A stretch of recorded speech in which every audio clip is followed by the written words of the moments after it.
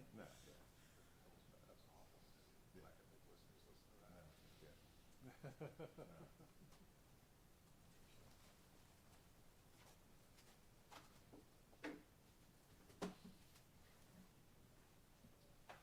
Where's Jimmy Mitchell? It's one of the players go on the therapist before. Yeah. And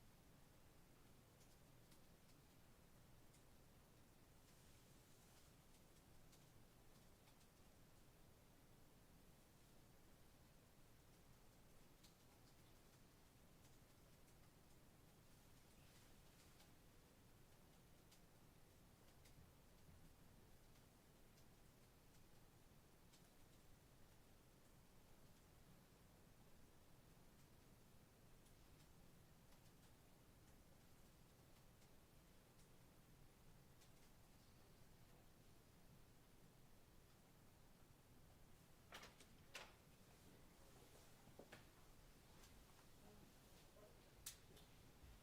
that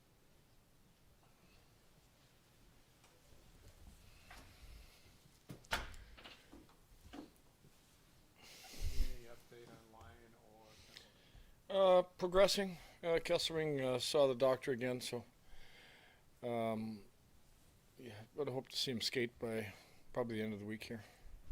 Do you have any sort of time frame for Alex? No, right now I kind of stay in that day-to-day category. Don't really have a time frame for him. So I guess Al. I believe it doesn't appear to be anything major with Yeah, Lion. for sure. Yeah, I mean that was the good news with it. That I missed a little bit of time, but it doesn't look like anything too major. Danforth skate on his own? I believe he did have a little skate. Yeah, just his preliminary. Get going again. As far as Jason Zucker goes, we've talked about what he offers you, but you know, just to have the depth that you've had over this streak, I mean, it's been unique to see, you know, Peyton move move up. I mean, he's staying there. Just how much has the depth like really boosted you? I mean, it's been pretty high end. Well, it's been very important, obviously. I mean, we've been hit pretty hard. Not many teams have been hit harder with injuries than we have. So when you have, Oslin, Rosine, Dunn, Krebs, the guys that maybe don't play as much, moved up and have played as well as they did, they're a big factor in the reason we're able to put that many games together. I mean, right now you're looking at the back end, we got Timmins and Kesselring out, and I think the depth with the guys we've got there, and Metza coming in playing as well as he has, and Bryce going in, again, has kept us alive on the back end. This is Jason Zucker's second or third time coming back from missing long spans with injuries. Do you see like an excitement coming out of him? Is he ready to come back? What have you sensed from him as far as this time coming back? Yeah, I think that he's really looking forward to it. I think our power play has been better when he's in the lineup and when he's on it.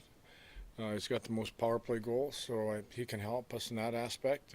But I think the little extra time helped him too. I mean, he came off an upper body and a lower body at the same time, and I think he a little frustrated he wasn't put back in earlier. But I think the little extra time will help him too, and I think he can help us. But as a veteran, wouldn't he understand too? You guys were on a 10-game winning streak. I mean, you don't want to really mess with that too much too. Yeah, it's not.